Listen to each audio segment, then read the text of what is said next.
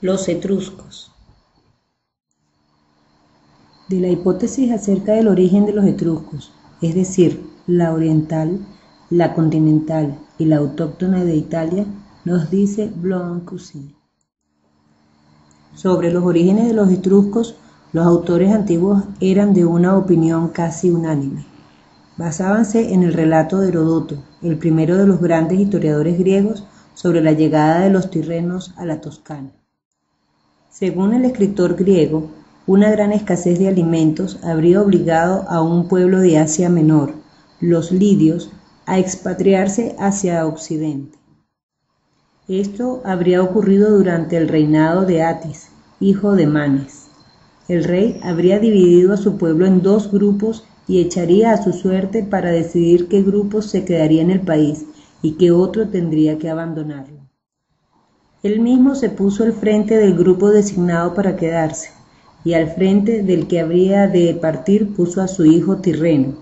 Los lidios embarcaron en Esmirna y navegaron mucho tiempo antes de llegar al país de los umbríos, donde se establecieron. Fundaron ciudades y cambiaron su nombre primitivo por el de Tirrenos, tomado del hijo de su rey, y les había servido de guía y de jefe. En los poemas de Virgilio, Ovidio y Horacio, los etruscos aparecen generalmente con el nombre de lidios. Según el testimonio de Tácito, los habitantes de Lidia se consideraban aún en la época imperial como hermanos de la raza de los etruscos. Según una frase de Séneca, Asia reivindicaba la paternidad de los toscanos. No obstante, un orador griego que vivía en Roma en la época de Augusto, Dionisio de Halicarnaso, desarrolló un punto de vista diferente. No le parecía posible que los etruscos descendieran de colonos lidios, ya que la lengua etrusca y el idioma lidio, la civilización toscana y la de Lidia,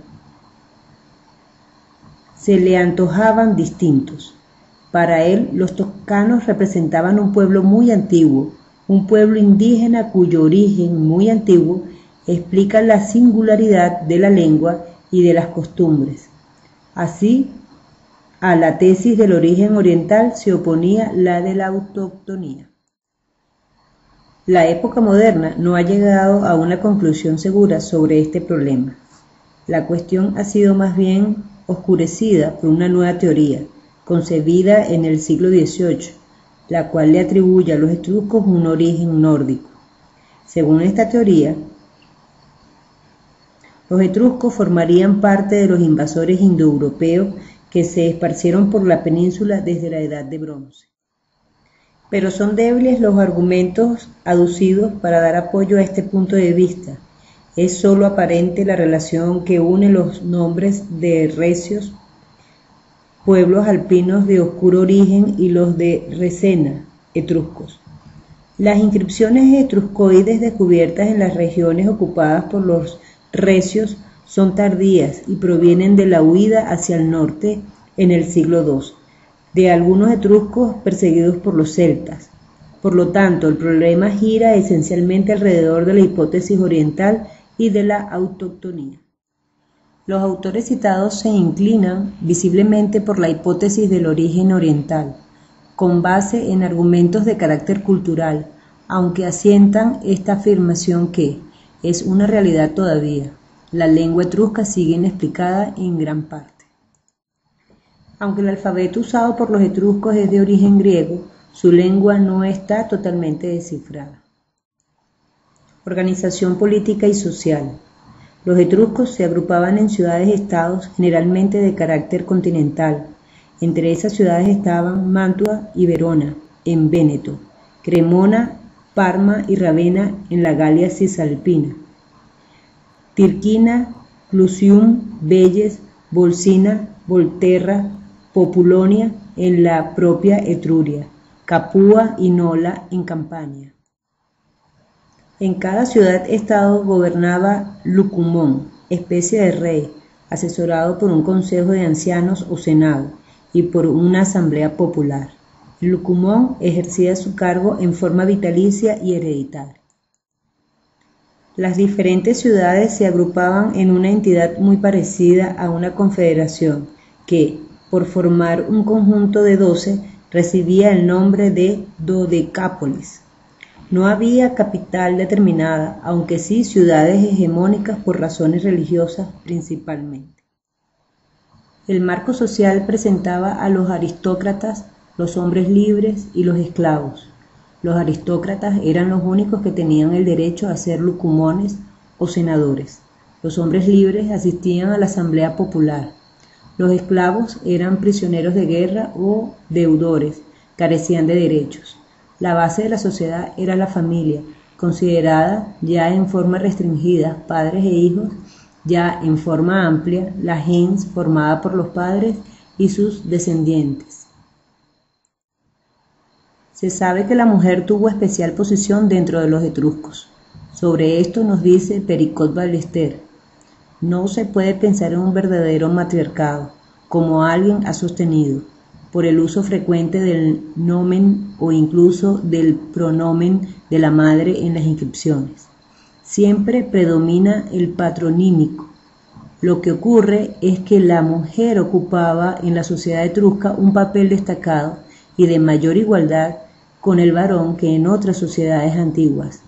La mujer tomaba parte en el banquete al lado de los hombres. Economía. Los etruscos desarrollaron la agricultura, la minería, el comercio y la industria. En su actividad agrícola tuvieron buenos sistemas de regadío, almacenamiento de agua, canales.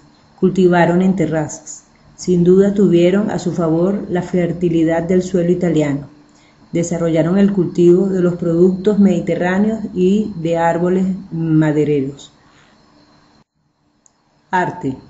El arte etrusco desarrolló como temática lo religioso y lo funerario, y fue utilitario. Tumbas, templos, circos, acueductos, puentes y murallas son obras que han perdurado. Los elementos más usados fueron el arco y la bóveda. En las estelas y en figuras escultóricas usaron el basalto, la arenisca, el bronce y la tierra cocida.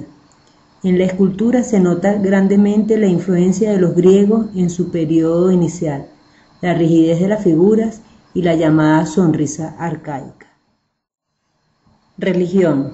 Sobre el tema nos dice Nat Wagner: la religión etrusca estuvo muy influenciada por los griegos. Prácticamente el panteón etrusco romano y el panteón heleno están compuestos por los mismos dioses. Ahora bien, un rasgo sobresaliente de su religión es la creencia en un infierno. Con representaciones sombrías y horrorosas llamaban el reino de los muertos y los terribles tormentos infernales infligidos por los crueles demonios resuenan todavía en las descripciones del infierno hechas por Virgilio y Dante. Su miedo al más allá formaba un violento contraste con su insaciable gozo de la existencia. Intensamente desarrollado se hallaba entre los etruscos el procedimiento de asegurar la vida y actuar de modo utilitario mediante el escudriñar la voluntad de los dioses y el porvenir. Con esclavizadora superstición observaban el vuelo de las aves, de qué forma comían los pollos sagrados, investigaban las enfermedades de las vísceras más nobles de los animales destinados al sacrificio, sobre todo el hígado, y se fijaban en los relámpagos, en el tiempo y en las tormentas para deducir sus presagios.